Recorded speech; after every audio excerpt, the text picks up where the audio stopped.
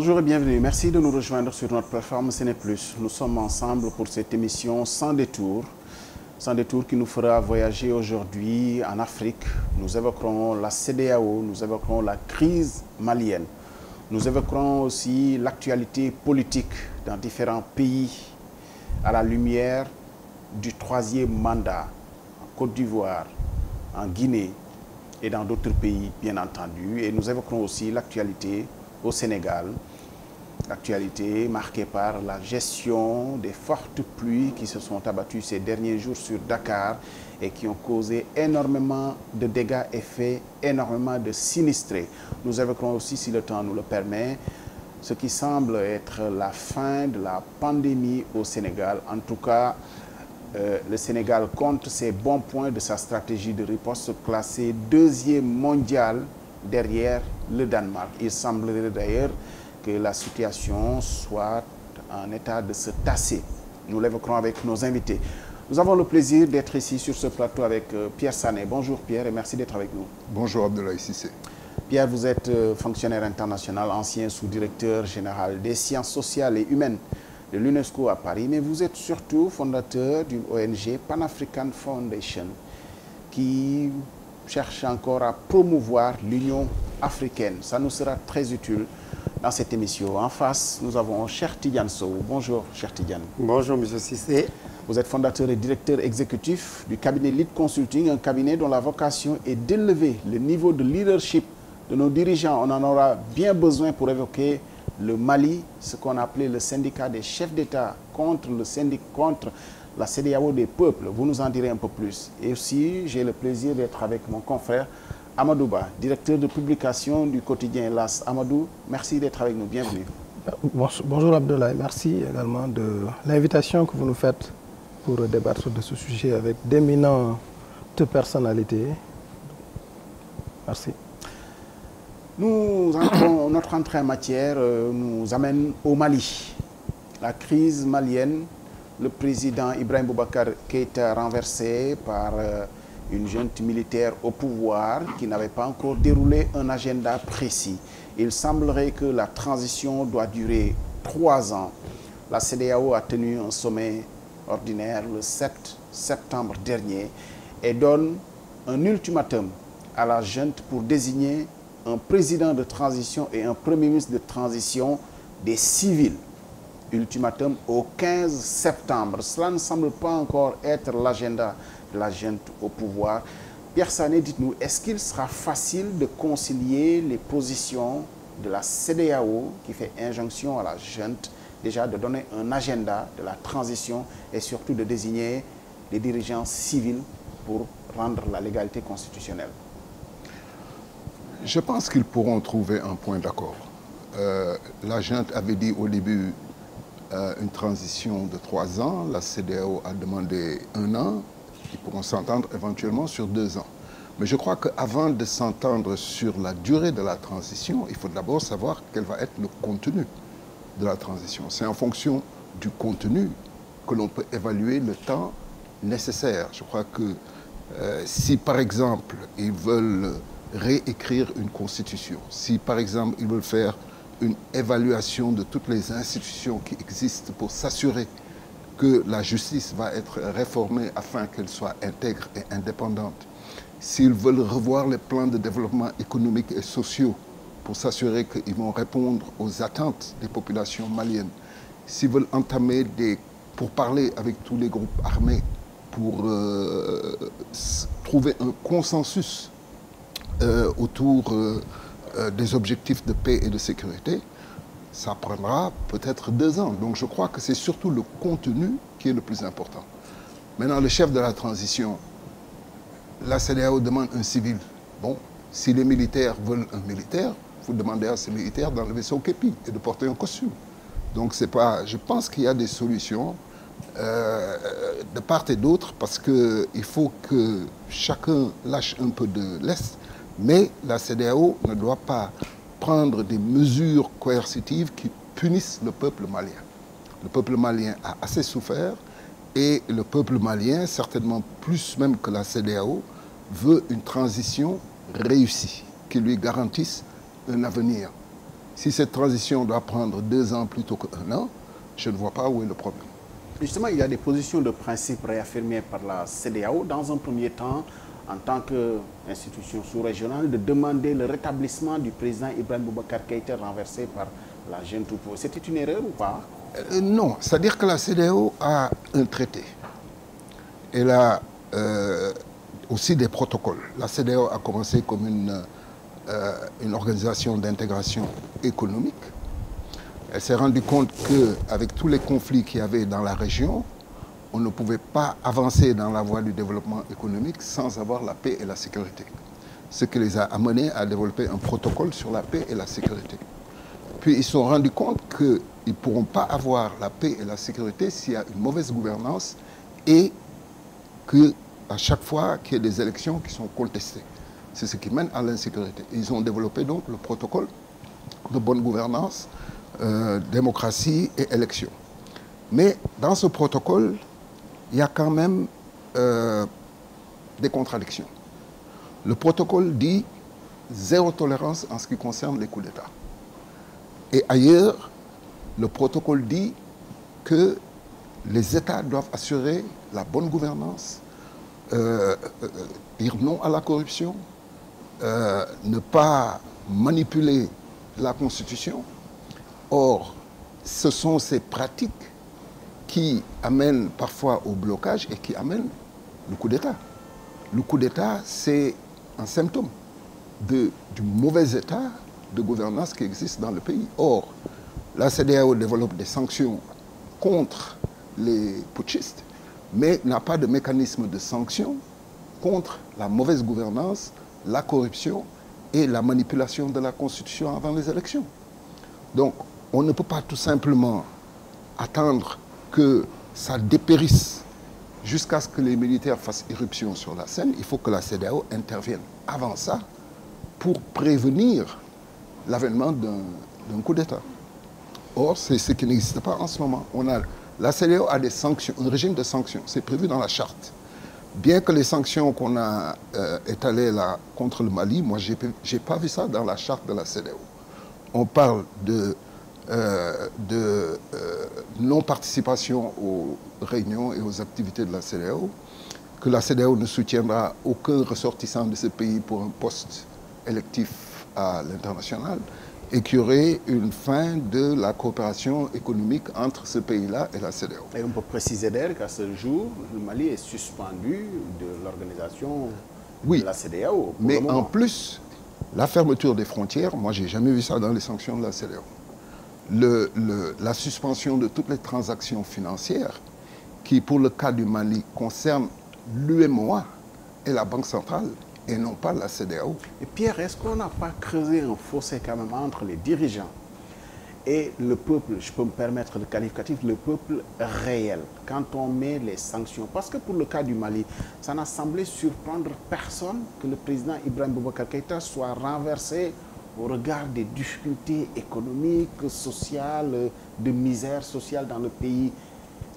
Il était élu par une élection démocratique. Les observateurs ont délivré un cutus de toute façon. L'Union européenne, l'Union africaine ont délivré un cutus à la suite des élections d'août 2019 pour dire que de toute façon, pour l'ensemble du scrutin qu'ils ont observé, en mettant quand même une réserve sur les zones où ils n'ont pas été pour des raisons de sécurité.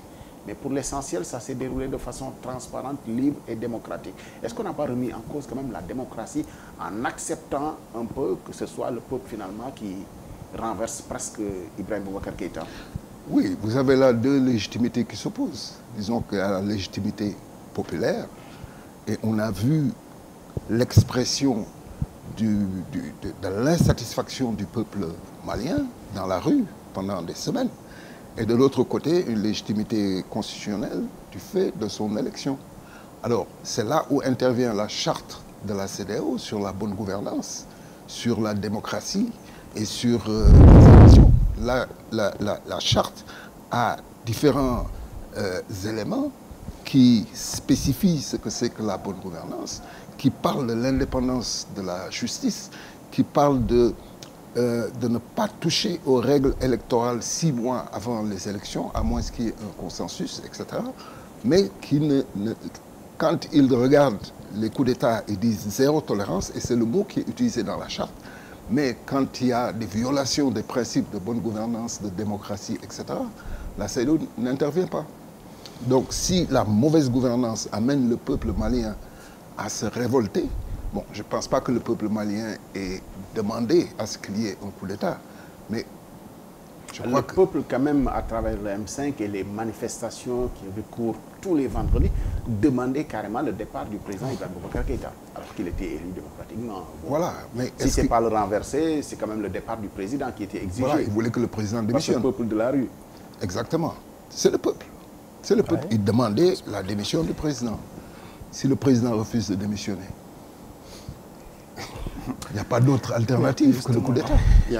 Cheikh Tidiane Sow, vous nous aiderez bien. Amadou Ba, j'arrive à vous. Vous pouvez nous aider à y voir plus clair. Pourquoi les peuples ont l'impression que quand les chefs d'État interviennent dans le cadre du Mali, en réaffirmant des principes pour rétablir la légalité constitutionnelle, pourquoi on a l'impression que chaque président parle pour lui, pour sa situation personnelle? Est-ce que ce n'est pas ce qui rend difficile aussi l'intervention de la CEDEAO dans cette crise malienne? Bien, moi, déjà, je partage un peu tout ce qu'a dit Pierre, évidemment, sur la situation du Mali. Je pense aussi qu'il y a un aspect en plus qu'on peut rajouter par rapport à ce qu'il a dit, c'est-à-dire qu'il y a une certaine défiance du peuple par rapport, disons, à des régimes qui sont plutôt même démocratiques. En fait, il y a même un recul des valeurs démocratiques d'une façon générale. Et je pense que la CEDEAO n'arrive pas à lire cet ensemble-là. C'est-à-dire que, et on le voit un peu dans tout ce qu'elle dit, c'est-à-dire que dans un premier temps, il demande le rétablissement des IBK, alors qu'il était clair au Mali qu'IBK était vraiment le frein, disons, à une évolution ou à une sortie de crise. Mais elle est obligée d'être sur les principes, la CEDEAO, non? Non, la CEDEAO doit aussi faire une lecture autre. La CEDEAO doit faire une lecture de ce qu'a dit Pierre. Plus réaliste, c'est ça? Plus réaliste? Tout à fait, c'est-à-dire une lecture du fait qu'il y a une mauvaise gouvernance, que les institutions, parce que quand on parle de démocratie, ce n'est pas des régimes. Or, la CEDEAO reste sur des régimes politiques en disant que la démocratie, c'est des régimes. Or, la démocratie, ce sont des institutions. La démocratie, c'est quoi? La démocratie, c'est des justices qui marchent. La démocratie, c'est quoi? C'est des comités d'élection qui fonctionnent normalement. Parce que si vous dites que vous êtes élu démocratiquement, mais que par ailleurs, que rien n'a marché, c'est-à-dire que vous avez une cour constitutionnelle qui est aux ordres, vous avez un bourrage des urnes, vous avez des gens qui ne se déplacent pas, évidemment, vous pouvez toujours dire que vous êtes élu démocratiquement, alors qu'en réalité, ce n'est pas le cas. Si on en veut une preuve, c'est quand il a été déposé, il n'y a eu aucune manifestation de soutien à IBK. Ouais. Aucun coup de fusil n'a été tiré. Donc ça, la CEDEAO doit pouvoir le lire.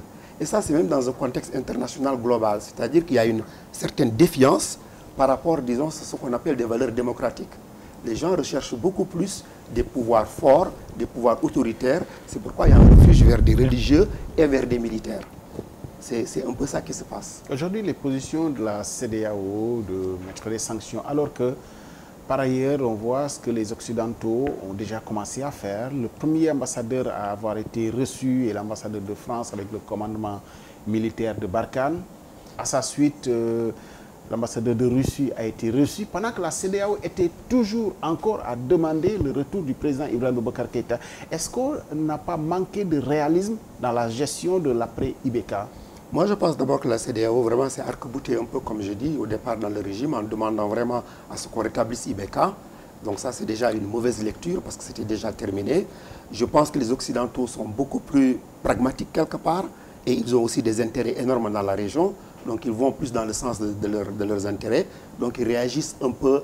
Vous avez vu, la France était un peu plus, comment dire encore, un peu plus mesurée dans ses réactions. Alors que la CEDEAO, bon, qui était un peu un collectif comme des chefs d'État dont nous parlerons tout à l'heure, qui ont quand même des difficultés dans leur propre pays, évidemment, il y a eu des réactions, je pense, un peu plus explosives.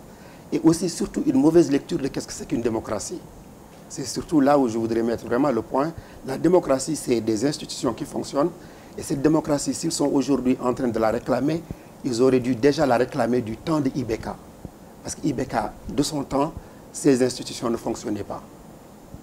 Amadou Ba. Oui, justement, Abdoulaye. C'est justement, je vais dans le sillage de mes deux prédécesseurs. En réalité, j'ai l'impression que la CEDEAO est en déphasage avec le peuple. C'est-à-dire qu'il n'entend pas le message des peuples.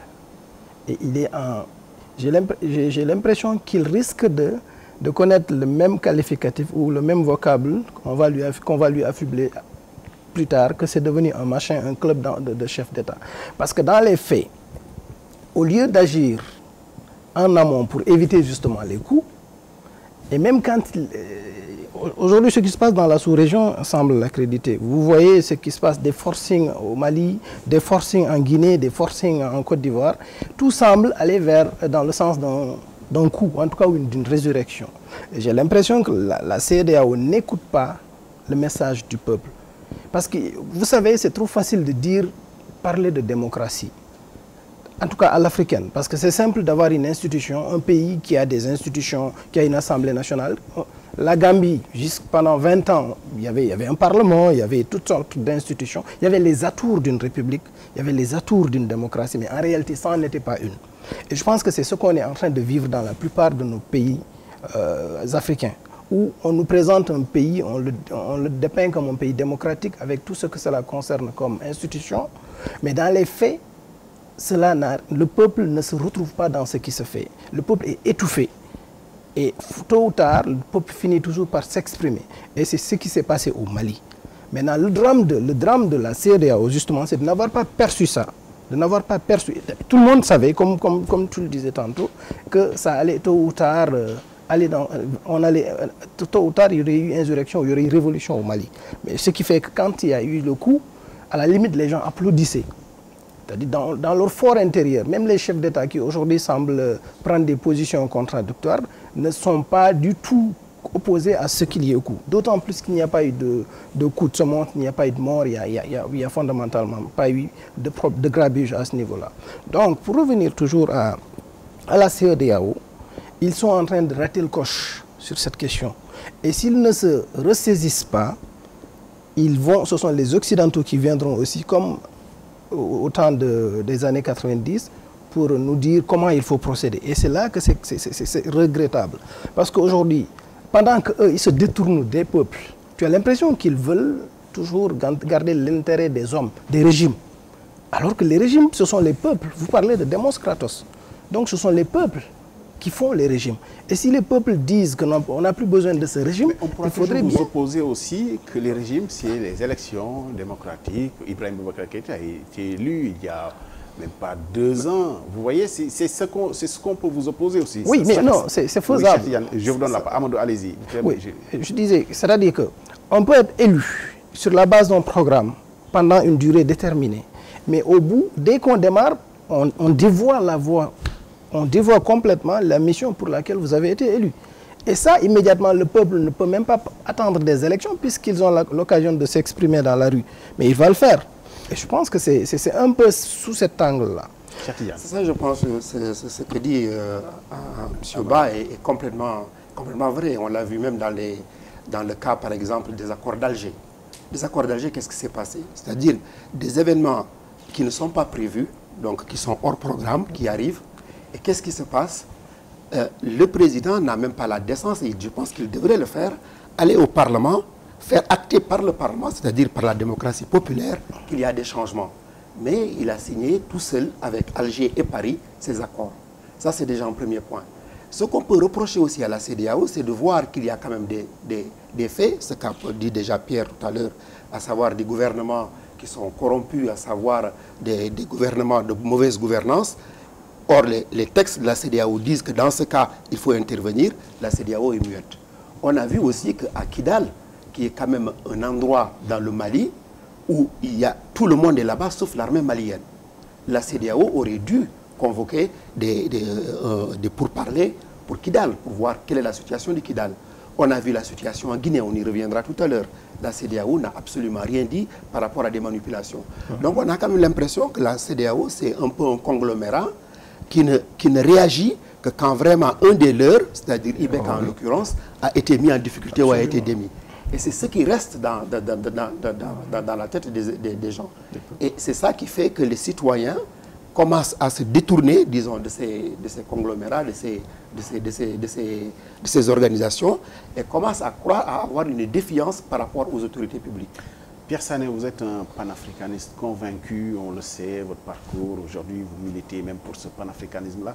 Mais est-ce que ces événements ne remettent pas en cause les grands ensembles qu'on a voulu former aujourd'hui à un niveau régional de la CEDEAO? On le voit, cette défiance à l'endroit des institutions régionales, sous-régionales.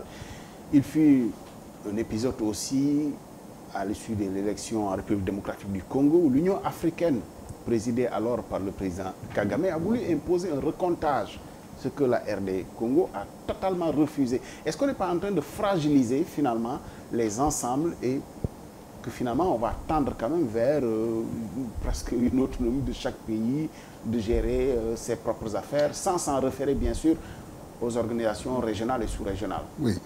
Aucune organisation régionale, africaine ou internationale n'est parfaite. Donc il faut toujours se poser la question, qu'est-ce qui arriverait si cette organisation n'existait pas? Nous avons quand même des acquis avec la CEDEAO. La libre circulation des personnes, qu'on a fait même avant l'Union européenne, qui permet aujourd'hui à tout ressortissant de n'importe lequel des 15 États de circuler librement, sans passeport, de s'installer, d'avoir la résidence, de pouvoir travailler. Et ça, c'est inestimable. C'est ça qui permet de rendre au fur et à mesure les frontières obsolètes. C'est quand les gens peuvent se déplacer, se mélanger dans un même endroit. Je crois que la grande différence entre la CEDEAO et les Nations Unies, c'est que la Charte des Nations Unies commence par nous, les peuples des Nations Unies. La Charte de la CEDEAO, c'est nous, les chefs d'État africains. Donc c'est une charte qui a été conçue par les chefs d'État et qui est monitorée par le comité des chefs d'État à travers le secrétariat exécutif. Forcément, ça entraîne une application sélective. Je vous disais tout à l'heure, dans le texte de la CEDEAO sur la démocratie, la bonne gouvernance, il y a des impératifs qui sont là-dedans, qui demandent une justice indépendante, qui demandent une assemblée nationale qui exerce ses pouvoirs et toutes ses prérogatives, qui demandent une lutte contre la corruption. Donc tout ça, c'est dans le protocole. Et également, zéro tolérance pour les changements non constitutionnels et surtout pour les coups d'État. Très bien. Donc, quand vous appliquez, si vous voulez que la charte soit légitime et que vous soyez crédible, il faut appliquer toute la charte. Donc, quand il y a des dérives de malgouvernance, quand il y a des manipulations d'élections, quand il y a une instrumentalisation de la justice, mais la CEDEAO devrait avoir un programme de réponse. Parce qu'elle a un programme de réponse pour les coups d'État qui ne sont que la conséquence de la malgouvernance. Quand il y a coup d'État, c'est sanction. Et quand il y a malgouvernance, la CEDEAO n'élève pas la voix. Ouais. Donc, attendez, juste terminer. Donc il y a une sélectivité dans l'application de la charte. Deuxièmement, la charte doit être traduite dans le droit national. Parce que c'est un traité international. Et ce n'est pas toujours le cas dans tous les pays. Et puis troisièmement, est-ce que vous croyez que s'il y avait eu un coup d'État militaire au Nigeria, la CEDEAO serait intervenue? Ou même en Côte d'Ivoire? Est-ce que la CEDEAO serait intervenue? La CEDEAO n'impose sa force que dans les petits pays. Enfin, petits pays entre guillemets, les pays faibles. Le Mali, la Guinée-Bissau, le Libéria, la Sierra Leone, qui sont les États où la CEDEAO est intervenue. Et donc, pour que la CEDEAO soit crédible, il faut que ce soit consistant, il faut qu'il n'y ait pas de sélectivité. Et pour qu'il n'y ait pas de sélectivité, il ne faut pas mettre dans le texte des mesures qu'elle ne serait pas en mesure d'appliquer au pays le plus fort. C'est à ce niveau-là que tu dois... Donc si elle peut le faire au Nigeria, elle le met dans le texte. Si ce qu'il fait au Mali, il ne peut pas le faire au Nigeria, il ne faut pas mettre ça dans le texte. Parce que ça entraîne une perte de crédibilité et de légitimité. Donc c'est ça le problème. Donc je crois que et puis, encore une fois, ce n'est pas une organisation parfaite, c'est un chantier permanent qu'il faut changer. Au début, c'était l'intégration économique. Ensuite, ils ont introduit la paix pour avoir le développement. Ensuite, la gouvernance. Et donc, il faut toujours essayer de parfaire cette union. Et il faut changer les esprits parce que, comme je le dis, dans la charte de la CEDEAO, c'est nous, les chefs d'État, Alors que dans la charte des Nations Unies, c'est nous, les peuples des Nations Unies. Donc si on veut une CEDEAO des peuples, commençons par revoir... Et ces chefs d'État-là, vous le prenez chacun en ce qui le concerne. Je pense que beaucoup ont eu à fragiliser la CEDEAO par des décisions de justice les concernant qui n'ont jamais voulu appliquer. Voilà. Au Sénégal, il y a le cas de la Cour de la CEDEAO, les pays francophones. En Côte d'Ivoire, il y a eu des décisions de justice aussi de la CEDEAO. Les pays francophones. Les pays francophones, d'accord, mais c'est des pays de la CEDEAO. Ouais. Est-ce que ce ne sont pas ces chefs d'État-là, qui sont l'incarnation de la CEDEAO, finalement, qui ont fini de fragiliser l'institution? Absolument. Il est très difficile. Francophones. Oui, d'accord, c'est vrai que ce sont les pays francophones, mais ce qui est difficile dans ce que tu as dit, Pierre... Ça nous ramène presque au 8 de l'UMOA, mais bon... Voilà, dans ce que tu as dit, c'est-à-dire qu'on ne voit pas de critères qui soient clairs, qui soient précis, qui soient énoncés pour dire une mauvaise gouvernance. Un coup d'État, c'est facile. On voit qu'on a déposé quelqu'un, il y a des militaires qui sont à la place. Donc on va dire que ça, c'est un coup d'État. Mais si on regarde s'ils avaient mis en place des critères pour voir de mauvaise gouvernance, etc., ça concerne tous les pays. Comment veux-tu, comment voulez-vous que des chefs d'État qui sont eux-mêmes concernés par ce mal aillent le dénoncer? C'est difficile. D'accord? C'est ça le vrai problème. Donc moi, je pense déjà que ça dépend des personnes qui sont en place. Je suis presque convaincu que si on n'avait pas Ouattara, Condé, pour citer ces deux-là, dans le conseil aujourd'hui de la CEDEAO, je ne suis pas sûr que les mesures de la CEDEAO seraient aussi drastiques. La preuve, on a eu le président Macky Sall qui a voulu beaucoup relaxer ces contraintes-là. On a eu le président de la Guinée-Bissau qui s'est insurgé contre les mesures contre le peuple malien. Donc on voit bien qu'ils ne parlent pas d'une même voix. Vous pensez qu'à travers ces décisions que certains chefs d'État ont voulu imposer, il y avait au travers de ces décisions quelque chose qui les concernait eux-mêmes directement? C'est évident. Dans leur avenir? Et c'est évident, non seulement c'est évident, mais c'est aussi normal. Je veux dire, ce sont des personnes qui ont des intérêts propres dans leur propre pays et qui ont aussi des agendas. Condé veut bien faire un troisième mandat. Alassane Ouattara veut faire un troisième mandat. Donc ils sont intéressés et ils n'ont pas envie que ce qui s'est passé au Mali se passe chez eux, c'est évident. Donc il faut montrer un peu les forces, il faut montrer un peu les muscles pour justement anéantir toute velléité qu'il pourrait y avoir chez eux. On va y venir sur cette troisième. Voilà un aspect justement, là où véritablement la CEDEAO devrait réfléchir. Vous savez ce qui est en train de se passer en Mauritanie, c'est à côté de nous. Ce qui est en train de se passer, c'est ahurissant. Ce qui est en train de se passer, c'est qu'un ancien chef d'État qui a été au pouvoir, qui a fait des coups par le passé et qui s'est remis en costume en civil et qui organise des élections démocratiques qui passent le pouvoir. Et aujourd'hui, lui est victime de ce même pouvoir. Vous savez, c'est vraiment ces questions-là qui devraient intéresser véritablement la CEDEAO des chefs d'État. Je ne parle pas de la CEDEAO des peuples. Parce qu'en réalité, pourquoi certains chefs d'État s'arc-boutent sur leur position? C'est parce qu'il y a une incertitude. C'est justement parce qu'il y a une peur bleue qui les hante quand ils quitteront le pouvoir. Et ça n'encourage pas. Aujourd'hui, ce qui s'est passé en Mauritanie, et vous avez vu le silence de la CEDEAO. Forcément, Alpha Condé va se dire non, moi, autant mourir que de quitter le pouvoir. Parce que simplement, je sais que si je quitte le pouvoir, tout ce que j'ai eu à faire par le passé va me conduire en prison et on va m'arrêter, on va m'humilier. Et donc, au lieu que la CEDEAO essaie de régler ce problème-là en amont, il laisse les choses pourrir pour venir ensuite vouloir imposer des soi-disant sanctions qui nous concernent en fait, qui ne fait que accréditer la thèse de Sow, selon laquelle c'est un conglomérat de chefs d'État qui gèrent leurs intérêts crypto-personnels.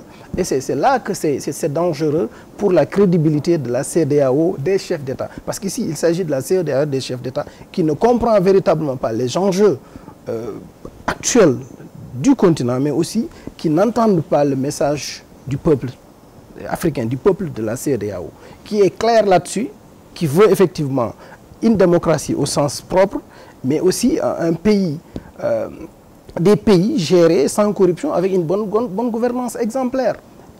Mais malheureusement, ce discours-là des peuples de la CEDEAO n'est pas le même que le discours des chefs d'État. Donc la CEDEAO des chefs d'État devrait réfléchir d'abord sur l'après-pouvoir pour essayer au moins de sécuriser, pour que ceux-là, pour que leur conglomérat-là puisse au moins obtenir une amnistie ou obtenir un peu une sorte d'antidote après pouvoir.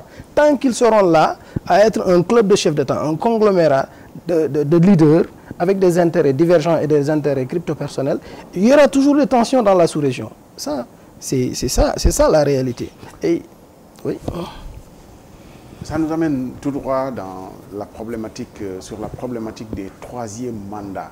Pierre, est-ce que finalement la CEDEAO en tant qu'institution sous-régionale qui a quand même plusieurs choses comme mission importante va finalement se résumer à gérer l'après-pouvoir pour certains ou même de gérer le contentieux électoral dans beaucoup d'autres pays? À l'image du Mali où on voyait Ibrahim Boubacar qui a été déposé soit par la rue ou par les militaires, il n'y a pas eu beaucoup de surprises à ce niveau-là. On voit venir aussi des contentieux électoraux dans certains pays. La Guinée est passée par la voie référendaire constitutionnelle pour aujourd'hui autoriser un troisième mandat. Mais il y a un contentieux latent quand même pour cette élection présidentielle en Guinée.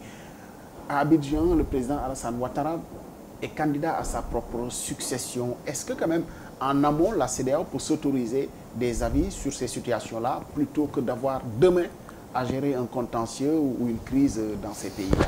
Oui, il devrait. C'est pourquoi je parle de l'application sélective de la charte. Parce que tout ça, c'est inclus dans la charte. La charte sur la gouvernance, les élections et la démocratie interdit les manipulations constitutionnelles en vue de... C'est ce que Bouhari a reproché d'ailleurs au fils Eyadema. Mais je crois que la CEDEAO, ça va au-delà des chefs d'État. Les chefs d'État ne sont que les représentants des États. Donc la CEDEAO, c'est les chefs d'État, c'est les gouvernements, c'est les ministères, c'est les institutions, etc. C'est un organe de coopération, d'intégration économique et éventuellement d'intégration monétaire et politique. Le destin final, c'est une fédération politique, la CEDEAO. Mais ça prend du temps, etc. On a une région où, malheureusement, tous les chefs d'État qui sont au pouvoir ne jouent pas le jeu. Le troisième mandat, il y a les chefs d'État nous avancent trois arguments. Premier argument, c'est le mythe de l'homme providentiel. Il n'y a que moi qui peux garantir la stabilité en Côte d'Ivoire, nous dit Ouattara. Situation Abidjan. Il n'y a que moi qui peux assurer le développement du pays. Il n'y a que moi qui peux vous mener à l'émergence, etc. Or, on sait que les cimetières sont remplis d'hommes providentiels. Nul n'est indispensable. Deuxièmement, vous avez l'entourage qui, on le sait, demain va tout simplement transhumer pour aller brouter ailleurs. Donc, il ne faut pas que ces chefs d'État-là n'écoutent que leur entourage, parce que ces entourages-là défendent leur propre intérêt. Et puis troisièmement, il y a l'impunité. Un président qui n'a pas commis de crime, il n'a aucune raison de s'inquiéter. Nul n'est au-dessus de la loi. Donc si vous commettez des crimes pendant que vous êtes président, il est normal que vous rendiez des comptes devant la justice, soit de votre pays, soit au niveau de la justice internationale. Donc on ne peut pas argumenter l'impunité pour continuer à s'accrocher au pouvoir, parce que tôt ou tard, vous allez quitter le pouvoir. Et vous risquez de le quitter les pieds devant si vous ne faites pas attention. Blaise Compaoré a été obligé de prendre la fuite. Le président de la Tunisie, le président de l'Égypte, le président de la Gambie a été exfiltré. La Gambie, etc. Donc le pouvoir n'est pas là éternellement. Donc il vaut mieux avoir une gouvernance vertueuse, comme disait notre président, pour pouvoir ensuite mener une vie tranquille, comme vous le voyez au Cap-Vert, par exemple, où les anciens présidents sont des citoyens ordinaires. Mais autant... Mais comment... Et ça, je ne sais pas si vous voyez, mais c'est surtout dans nos pays francophones, encore une fois.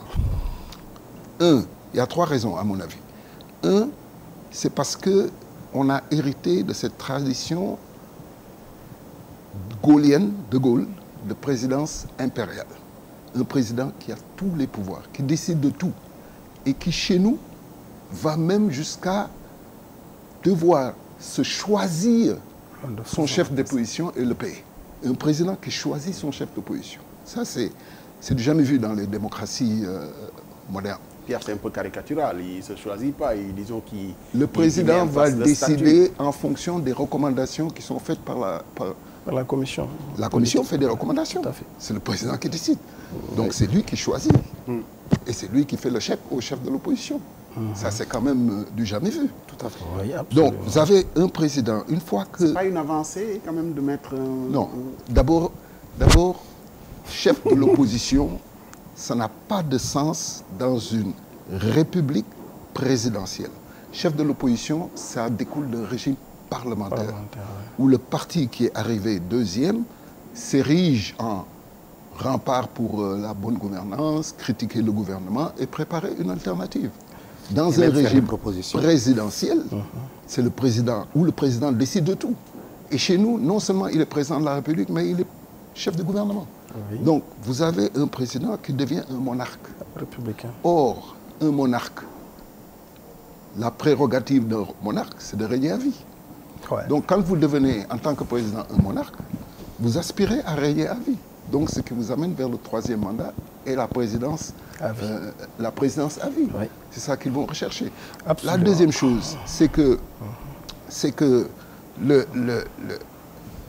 personnellement, je considère que notre Constitution est illégitime, même si elle a été approuvée par référendum.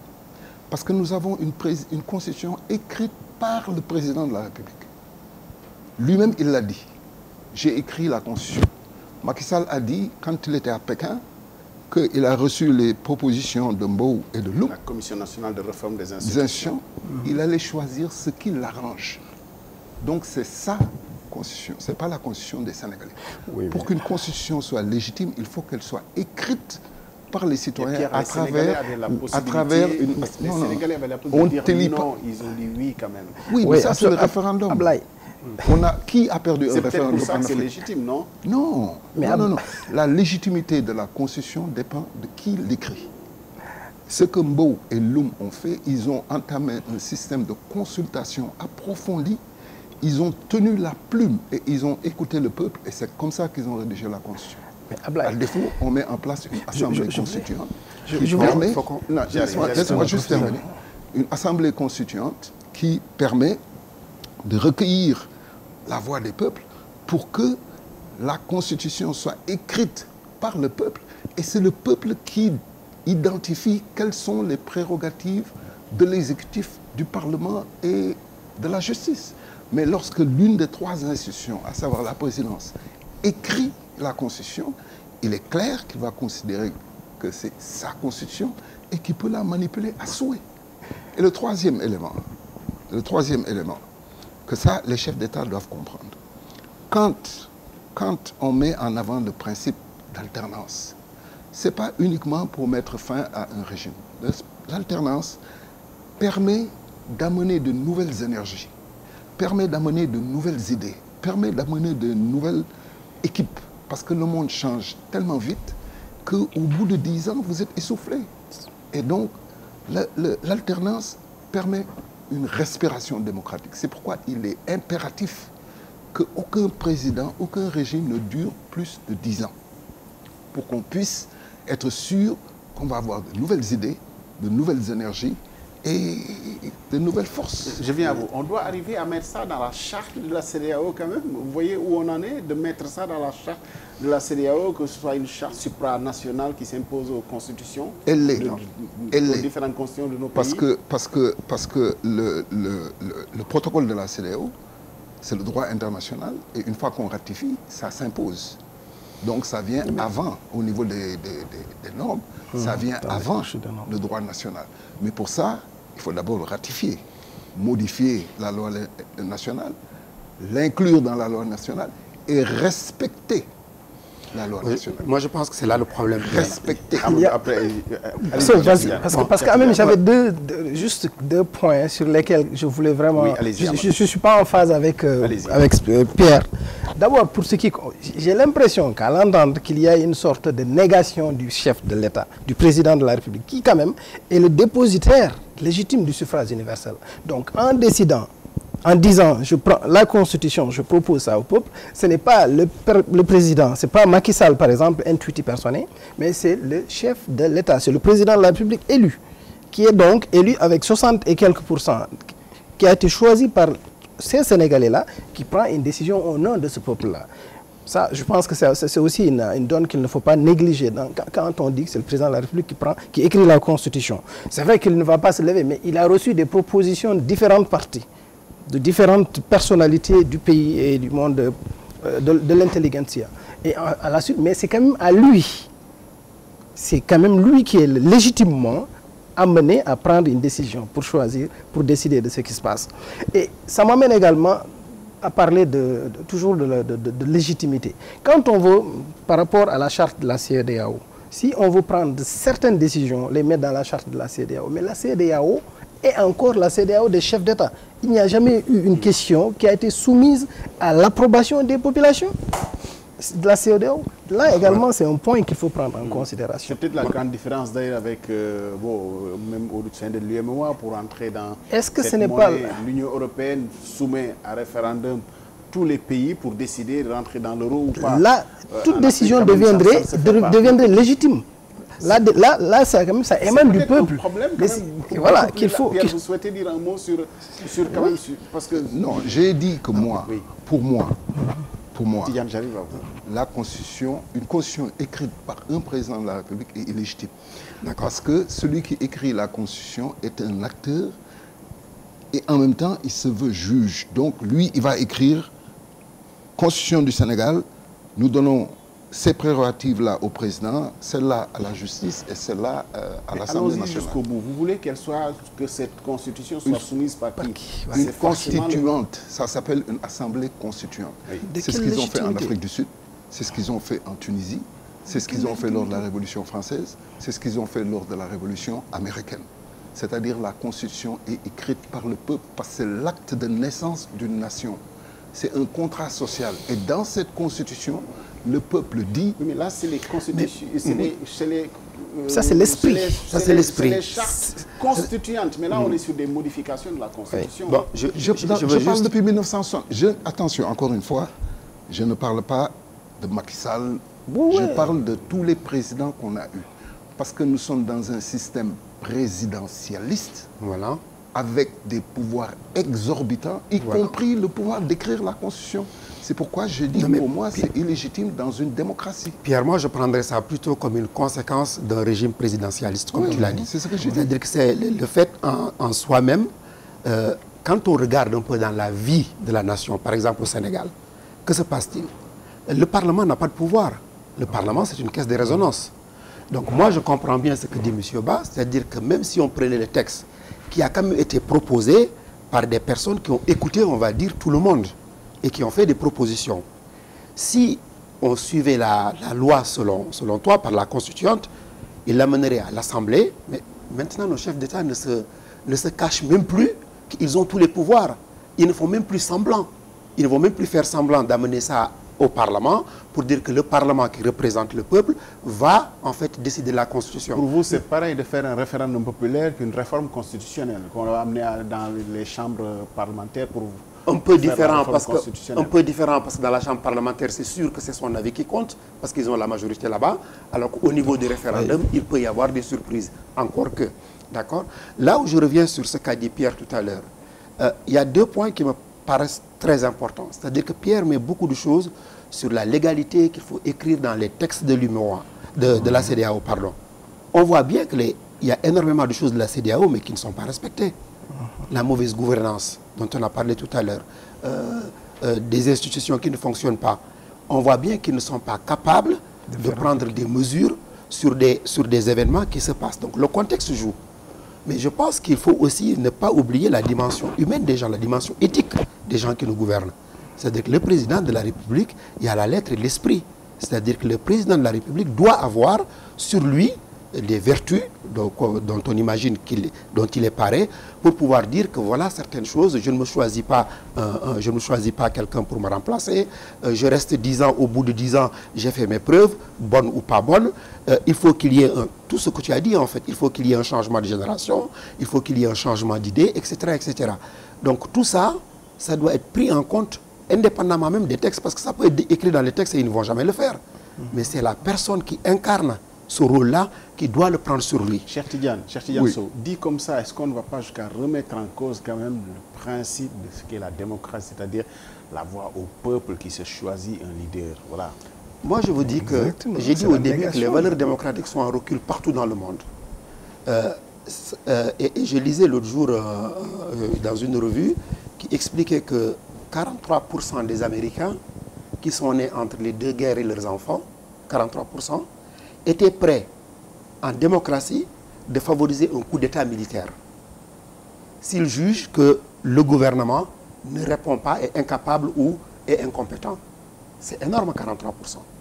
Ils ne jugeraient pas souhaitable d'avoir un régime militaire en démocratie. C'est-à-dire quoi? C'est-à-dire 57% sont favorables à ça. Quand on regarde dans la nouvelle génération, c'est-à-dire la génération Y, ils ne sont plus que 19%. C'est-à-dire qu'il y a 81% qui voudraient avoir des régimes autoritaires.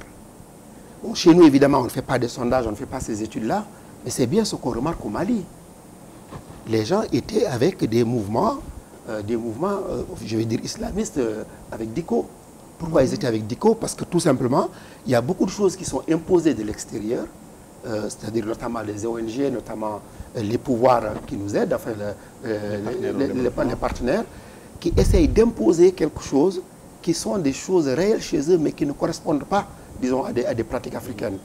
Savez-vous comment Diko a pu monter en grade? Parce que tout simplement, en 1999 ou 2000, je ne sais plus quelle année, il y a eu une sorte de référendum où les gens voulaient imposer la parité entre l'homme et femme.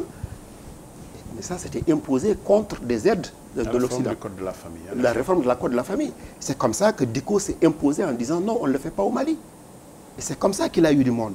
Donc, quelque part, il est de la responsabilité de nos chefs d'État tout de même de comprendre les dynamiques qu'il y a et de ne pas rester au pouvoir au-delà de 2 mandats réellement. Pierre, un dernier mot sur cet aspect quand même. Mais je veux juste, parce que ce que Tidiane a dit, c'est important. Effectivement, il faut faire la différence entre l'individu, la personnalité. Est-ce que le chef d'État est bon? Est-ce qu'il est généreux, etc. Pour moi, ça c'est secondaire. Pour moi, ce qui est important, c'est le système qu'on a mis en place. Ce sont les lois, ce sont les textes. On vote des lois au Sénégal, ça s'applique à tout le monde, que vous soyez bon ou un malfaiteur. Et il y a la police pour s'assurer que tout le monde respecte la loi. Donc les textes internationaux sont importants, les textes régionaux sont importants, et on ne peut pas se fier, parce que c'est le hasard, celui qui arrive à la tête de l'État. C'est le hasard. Donc on ne peut pas se fier sur un chef d'État qui sera bon, qui sera... Non, il faut qu'on ait des systèmes solides en place, il faut qu'on ait des lois et il faut qu'on combatte l'impunité.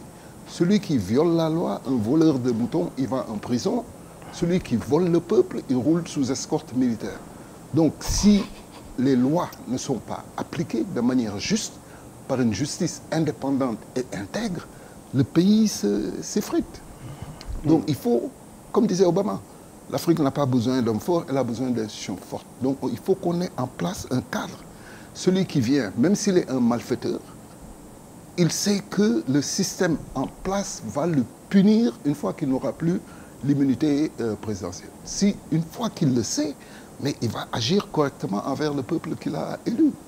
Donc ce n'est pas est-ce qu'un chef d'État est visionnaire? Non, il faut qu'il obéisse aux lois, il faut que les lois soient claires, il faut que les textes soient approuvés, que les textes soient validés, que les textes soient ratifiés, je parle des textes de la CEDEAO, et que ça se transforme dans nos lois.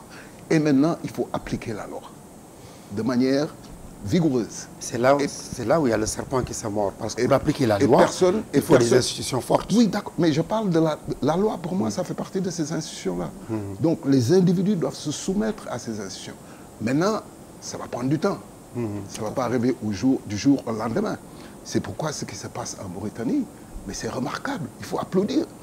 Le chef de l'État a quitté le pouvoir. Il a commis des malversations. Il faut que la justice fasse son enquête. S'il est effectivement coupable, mais on le met en prison. Comme ça, les autres chefs d'État qui vont lui succéder sauront que la loi va s'appliquer à toi et que nul n'est au-dessus de la loi. Nul n'est au-dessus de la loi. Et on n'a pas la frontière entre le besoin de lutter contre l'impunité Et surtout, ce qu'on appelle très souvent, d'ailleurs, c'est comme ça que ça s'appelle très souvent, la chasse aux sorcières. C'est-à-dire que... c'est très tenu, c'est plutôt ça. C'est justement ça, les risques. Quelle est la frontière entre les deux? Pour moi, la justice, pour qu'elle soit légitime et crédible, elle doit être indépendante et intègre. C'est à la justice de s'autosaisir chaque fois qu'il y a des accusations ou des allégations de malversation. Quelle que soit la personne qui est... donc, ce n'est pas une chasse aux sorcières. Si une bande de malfaiteurs descend sur Saly et commet des crimes, ils sont une douzaine, mais la police va rechercher tous les 12.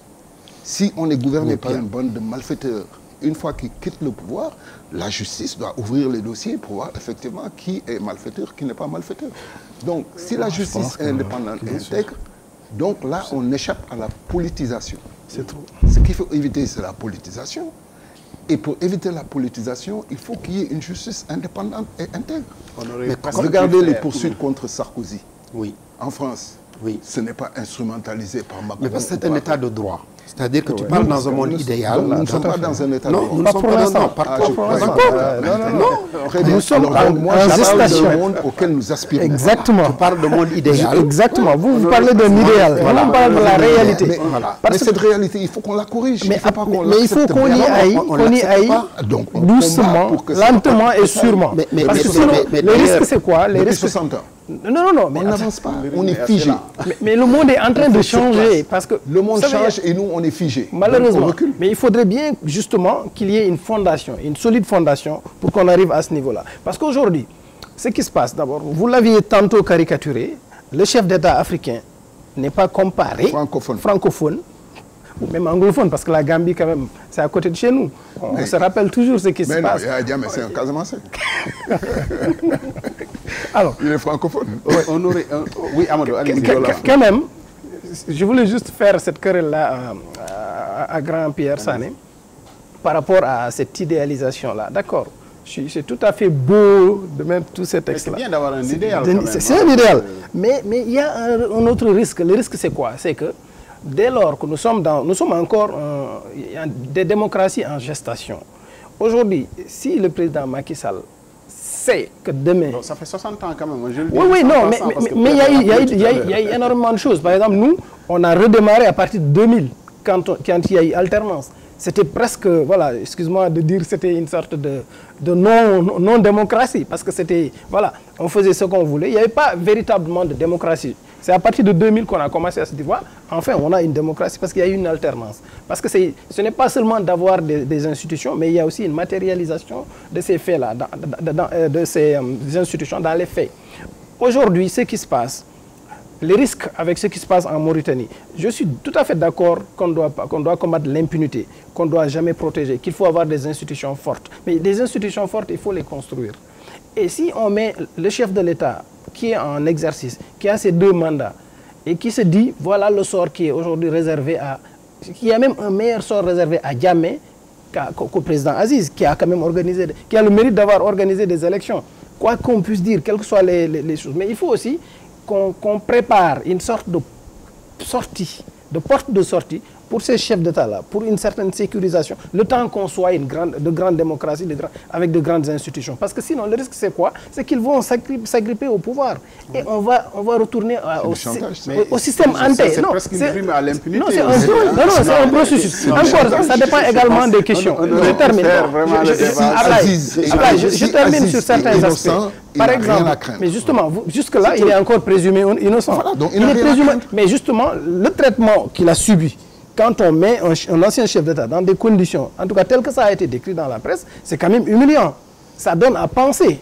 Aujourd'hui, Alpha Condé va se dire, moi, je préfère avoir le sort de Yaya Jammeh ou du président burkinabé, qu'on me permette d'aller ailleurs, me réfugier, qu'on me mette en prison ici, qu'on m'humilie. Ça, quand même, le choix est vite fait.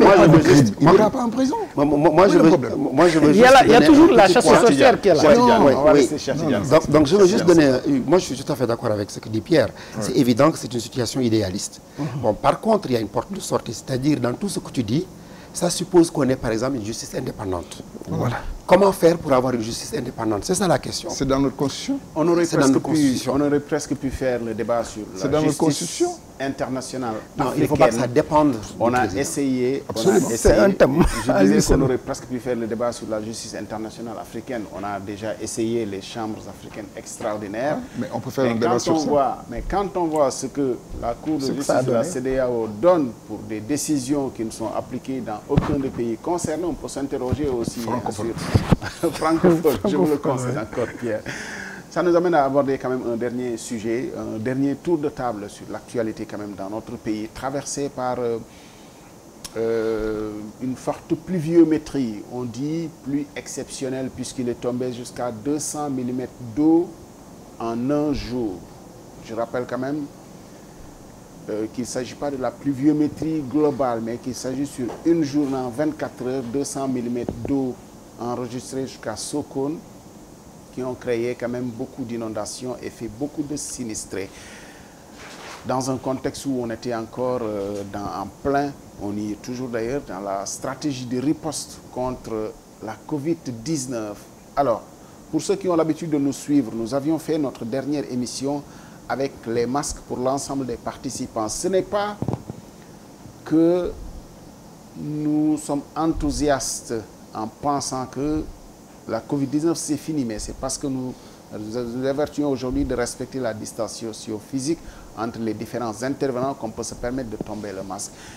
Je le dis parce que depuis quelques jours, il y a un classement qui semble donner les bons points à la stratégie de riposte du Sénégal, classé 2e mondial, derrière le Danemark. Nouvelle-Zélande. Derrière Nouvelle-Zélande, 2e en tout cas au niveau mondial. Est-ce qu'on fait, j'allais dire cocorico, mais ce n'est pas pour nous le cocorico, est-ce qu'on fait Mbarawatch Gaïndé Ndiaye quand même pour notre stratégie de riposte? Ce qui peut nous conduire à baisser la garde et être moins vigilant, alors que dans d'autres pays, on le voit, il y a une 2e, voire une 3e vague. Quelle évaluation peut-on faire rapidement, de façon concrète quand même, sur la stratégie de riposte? Préciser quand même qu'il est vrai que la Covid-19 n'a pas fait les dégâts qu'elle a fait par ailleurs dans d'autres pays avant d'arriver au Sénégal. Pierre Sané. Oui. Je vais précéder le commentaire sur la riposte du fait que moi, je me méfie de tous ces classements internationaux. Parce que souvent, on confond des torchons et des serviettes et puis on fait une classification avec des critères qui ne sont pas clairs. Comme par exemple dans les droits humains, il y a des agences de droits humains qui font des classifications. Moi, j'ai travaillé à Messi pendant 10 ans. On n'a jamais procédé à des classifications. Parce que chaque pays a son histoire, ses contraintes, etc. Pour en revenir à ce classement-là, c'est 36 pays qui ont été choisis. Et un ensemble de pays sous-développés, développés, etc. On ne sait pas quels critères ils ont utilisés pour les choisir. Et ils ont indiqué que le Sénégal est arrivé 2e. Bon, il faut quand même que le Sénégal, en tout cas, est meilleur que les États-Unis, ça on le savait. Il faut quand même être sûr qu'il n'y ait pas de complaisance. Parce que, on sait que le nombre de cas déclarés, ce sont les cas qui ont été testés. Or, il n'y a pas de test systématique, il n'y a pas de dépistage systématique. Donc, il y a quand même beaucoup, certainement, des milliers, des dizaines de milliers d'asymptomatiques qui circulent et qui sont en train de contaminer, y compris des personnes fragiles. Deuxièmement, le nombre de décès. On sait que chez nous, on enterre le lendemain de la mort, avant même qu'on ait eu le temps de faire une autopsie. Et les gens peuvent mourir chez eux, il n'y a pas d'autopsie, on ne sait pas de quoi ils sont morts. Donc tout ça, c'est pour dire que les chiffres, en tout cas, moi, je ne me fie pas tellement à ça. L'évaluation de la riposte, finalement, c'est la population qui va procéder à cette évaluation-là et qui devrait être aidée par les chercheurs. On sait qu'en Afrique, en général, avec la cartographie de la démographie, avec une jeunesse qui est peut-être moins susceptible de succomber que des personnes âgées qui ont des comorbidités, peut-être la température, j'en sais rien. Il faudrait que nos chercheurs se mettent au travail pour nous expliquer comment le virus se propage, quelles sont les bonnes... Il faut procéder à des évaluations. Et puis des évaluations en temps réel, qui permettent à chaque fois de modifier, d'ajuster. On a dit que beaucoup de choses allaient changer après la Covid. Pierre, la recherche mondiale, l'Afrique ne représente que 2% de la recherche mondiale. Est-ce que cette recherche-là, elle devait venir quand même pour une fois des Africains et de l'Afrique? Le Sénégal, par exemple, aurait pu s'investir dans le cadre de cette recherche-là pour voir exactement pourquoi on est semblant résilient à la maladie. C'est absolument nécessaire. J'ai vu que le ministre Anne, le ministre de l'Enseignement supérieur, a dégagé un budget pour financer des propositions de recherche. Ça, c'est très bien. On aurait dû le faire depuis le début. Et certainement, il faut accroître le montant alloué à cette recherche-là pour que la recherche puisse accompagner le développement de la contamination, le développement de la maladie et qu'on nous permette à chaque fois d'ajuster la riposte. Parce que les choses changent tous les jours. Il y a des nouvelles connaissances, il y a des choses qu'on fait puis qu'on ne fait plus, etc. Donc la recherche, elle est absolument indispensable. L'autre élément qui est indispensable, c'est la réponse communautaire. Il faut décentraliser cette riposte-là au niveau communautaire, y compris les ressources financières, et engager les dirigeants des communautés, les Badianogor, les chefs de village, les chefs de quartier. C'est eux qui pourront avoir un dialogue avec leurs concitoyens, c'est eux qui connaissent les réactions sociales de leur entourage, et c'est eux qui sont les mieux à même de développer la communication et le discours qu'il faut pour convaincre les gens. Si on nous dit que le virus va être là pour longtemps, il faut qu'on apprenne à vivre avec, commençons du bas vers le haut. Et assurons-nous que l'État ne s'engage pas dans des pratiques qui vont faire qu'il va perdre de sa crédibilité dans son message. Il faut qu'on fasse un moratorium sur la corruption le temps qu'on se débarrasse du virus, le temps qu'on se débarrasse des inondations. Il ne faut pas que les larrons utilisent chaque occasion pour en faire une opportunité de s'enrichir. Donne l'occasion de vous interroger sur les inondations. On a beaucoup parlé d'un plan, 750 milliards, mais finalement, qui est séquencé, qui est une perspective, une projection sur 10 ans. L'évaluation n'est pas venue jusqu'à ce que le président de la République constate que malheureusement, on est débordé par les eaux. Qu'est-ce qu'il faut faire maintenant? Mais si vous avez un plan décennal, disons que le b.a.-ba de la gestion de la chose publique, c'est que chaque année, vous faites une évaluation. Et vous soumettez cette évaluation à l'Assemblée nationale et à l'exécutif pour voir qu'est-ce qu'il faut changer, qu'est-ce qu'il faut ajuster, où est-ce qu'on va. Ça, j'imagine, c'est le point numéro 1 dans la description, le job description d'un gouvernement. Amadou Ba, deux questions en un, notamment sur ce qui semble être le fond quand même de l'épidémie chez nous, les chiffres qui sont donnés, mais on ne prête même plus attention finalement. Vous êtes journalistes, on s'accrochait tous à ce 10 heures du ministère de la Santé. Il semble qu'on est vraiment dans le bas-fond de l'épidémie. Ouais. Les chiffres sont ce qu'ils sont aujourd'hui. On se pose même la question de savoir pourquoi on continue toujours à faire ce Vous êtes déjà passé à autre chose? Oui, absolument. Les gens vous regardez la presse, on ne parle plus de la Covid. Ou à la limite, c'est parfois des bulles. Il y a plus, sauf s'il y a des questions vraiment, ou des mesures comme celles prises par le ministre de l'Enseignement supérieur. C'est-à-dire qu'on n'égrène plus le cadre, le nombre de morts. Ce n'est plus une priorité. Parce qu'on s'est rendu... Oui, c'est exactement ça. Parce qu'on s'est rendu compte que finalement, tout ce qu'on avait prédit, tout ce qu'on avait prophétisé s'est révélé être que du vent en réalité. Ce qui m'amène toujours à discuter, à me poser des questions. Je discutais avec un homme d'affaires qui me disait, qui tirait la sonnette d'alarme parce que simplement l'OMS a dit ceci. Je lui dis, monsieur, moi désormais, ces questions-là, je ne me fie plus à ce que dit l'OMS ou d'autres experts. Parce qu'aucun expert n'avait prédit ce qui s'est passé. Et tout ce qu'on avait prédit pour ce qui concerne l'Afrique ne s'est pas produit. Donc maintenant, quelle est la bonne approche? Est-ce qu'il faut croire à notre résilience naturelle parce que nous sommes noirs, ou est-ce que c'est notre système de santé qui a fonctionné? Je penche pour le second cas. Je ne pense pas que ce soit c'est vrai, il ne s'agit pas de dire que nos médecins n'ont rien fait. Non, je pense qu'il y a eu peut-être une résilience naturelle, en tout cas un coup de mystère, ou en tout cas une volonté divine. La recherche aurait pu d'ailleurs aider à voir. Qui nous a aidés, mais non, je pense que ça dépasse totalement la recherche sur cette question-là. Parce que je pense que les États-Unis, la Chine, les plus grandes puissances du monde ont réfléchi là-dessus. 6 mois après, il n'y a toujours pas encore de vaccin. Ça veut dire que ça dépasse ce cadre purement scientifique.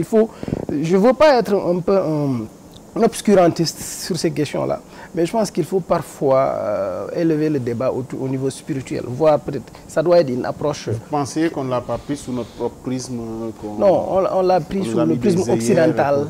Okay. On a voulu réfléchir comme l'Occident, on a voulu traiter comme l'Occident, mais je pense que c'est une question qui dépasse. Je vous ai parlé de Covid, je veux que vous me parlez des inondations et de ce que cela a créé quand même un plan décennal finalement, qui se révèle noyé dans les eaux. Qu'est-ce qu'il faut faire dans l'approche de la construction de notre urbanité, de la cohabitation, bâtiments, même des espèces animales? Il semble-t-il qu'aujourd'hui, tout est déstructuré, alors que le fond quand même de cette affaire dont on parle, la Covid, c'est le One Health global, c'est-à-dire la santé humaine, animale et même l'environnement. Est-ce qu'on y est au Sénégal?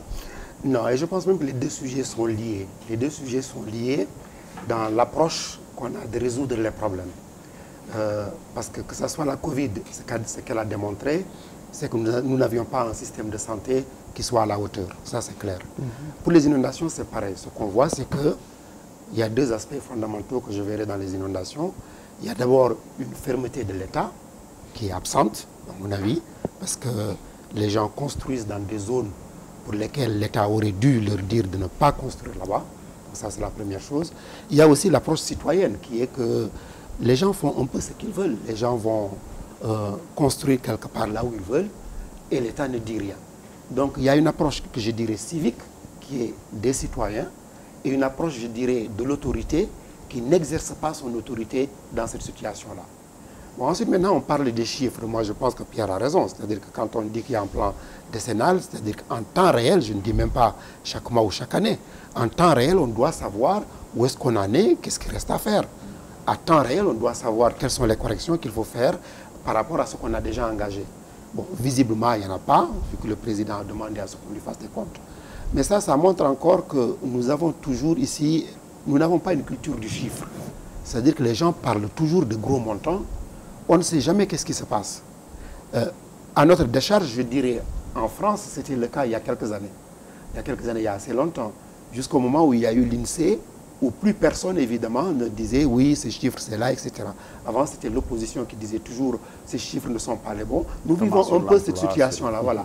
Bon, en France, maintenant, c'est l'INSEE qui donne le là, ce sont ces chiffres, et puis nous avons la NSD aussi, hein, parce que vous ne croyez pas à ce que la NSD produit, mais... Non, mais personne n'est capable aujourd'hui de nous dire où sont passés les 750 milliards. Personne n'est capable aujourd'hui de nous dire qu'est-ce qui a été dépensé ou qu'est-ce qui ne le sera pas. Les 10 milliards dont on a parlé, ce sera pareil. Qu'est-ce qu'on va faire des 10 milliards 3 milliards à donner en cash aux gens. Qu'est-ce qu'on va faire? On se rend compte que finalement, ce dont on a besoin, c'est-à-dire les gens ont besoin de peu, ils ont besoin d'avoir un lit, d'avoir un toit, de pouvoir dormir quelque part. Et qu'est-ce qu'on fait? On a quand même de gros projets où l'on investit énormément d'argent. On est à plus de 1000 milliards pour le terre. Et le terre ne marche pas. On a un BRT, on a des arènes. Donc on a de gros projets. À côté de ça, on a des hôpitaux qui n'existent pas. À côté de ça, on a des gens qui n'ont pas où dormir. À côté de ça, il n'y a pas des assainissements. Il y a un problème de priorité. Donc c'est ça qu'il faut pouvoir arranger. Cheikh Tidiane Sow, merci. Pierre, on n'a presque pas le temps de parler des élections, mais je fais un jeu de mots parce que je vais vous parler des élections locales. Mais le jeu de mots, c'est qu'on n'a plus le temps d'organiser les élections locales quand même. Au mois de juin 2021, il faut faire le constat quand même que matériellement, on n'y est plus. J'en reviens à la présidence impériale, où le président de la République décide des dates des élections, décide de qui va être le chef de l'opposition, décide s'il y a parrainage ou il n'y a pas parrainage, décide si on met la caution à 15 millions ou à 100 millions. C'est ça, on a un système qui est arriéré. Ça, c'était Général de Gaulle il y a un siècle. Il est temps qu'on évolue, qu'on perfectionne notre démocratie et qu'on aille vers un régime parlementaire. Si vous voyez les pays d'Afrique les plus performants en termes de développement, c'est des régimes parlementaires tels que le Cap-Vert, l'île Maurice, l'Afrique du Sud, etc. Les pays les plus arriérés, c'est les pays francophones qui ont reçu en héritage cette présidence impériale venant de De Gaulle et de Napoléon et qu'on, depuis le coup d'État de Senghor contre Mamadou Dia, c'est ce qu'on continue à appliquer 60 ans après. Mais j'imagine que pour changer de régime, vous passerez forcément par... Révolution. Par un référendum aussi, pour faire adopter votre constitution. Vous changez bien la constitution, vous allez solliciter aussi le peuple quand même. Mais le référendum, c'est l'étape finale. Mais c'est le processus qui compte. Ne croyez pas qu'on vous dise que votre constitution est illégitime, on vous retourne la critique de tout à l'heure, parce que c'est vous aussi qui l'a proposé. La constitution qui déroule de la Commission nationale de réforme des institutions, qui découlait des assises nationales, qui est une proposition qui a été élaborée avec la participation active des populations. Il faut lire la méthodologie du document de Loum et de Mbow. La participation active qui fait que les experts que Mbow et Loum ont envoyés, y compris Enda Tchermon, ils ont tenu la plume. Et ce qu'il y a là-dedans, c'est une constitution citoyenne. Modestement, j'ai participé à des réunions aussi, des assises nationales dans une autre vie. Il restait une dernière étape. La diaspora a beaucoup contribué. Il restait une dernière étape, c'est-à-dire une assemblée constituante qui prend le temps d'examiner dans le détail et après ça, on fait le référendum. Et c'est ce qu'on n'a pas fait. On est au bout du temps qui nous était réservé. Je remercie mes invités d'avoir été avec nous. Amadou Ba, c'était un plaisir de t'accueillir. On se tutoie dans la vie en général, donc on reste sur ça. Merci. Et dans la vie professionnelle également. Merci. Merci Abdoulaye. Merci d'avoir été avec nous. Cheikh Tidiane Sow, c'était une très belle découverte. Je connaissais Cheikh Tidiane Sow de nom et de réputation, en bien sûr. Merci d'avoir été avec nous. C'est gentil. Pierre Sané, vous êtes un habitué de cette tribune et on a toujours un plaisir de vous accueillir, de partager, de nous instruire de votre science. Merci d'avoir encore été avec nous. Très prochainement sur Séné+, on fera le débat sur la justice internationale africaine avec ces chambres africaines extraordinaires qui ont déjà eu à juger le président Hissène Habré. Et espérons que ce ne soit pas une chambre qui était créée exclusivement pour Hissène Habré et qu'elle ne continue plus à fonctionner après. Merci en tout cas de nous avoir suivis. On va juger Condé aussi. Et Ouattara. Condé encore au pouvoir. Et qui d'autre. Merci d'avoir été avec nous. À la prochaine. Tous les criminels. Merci.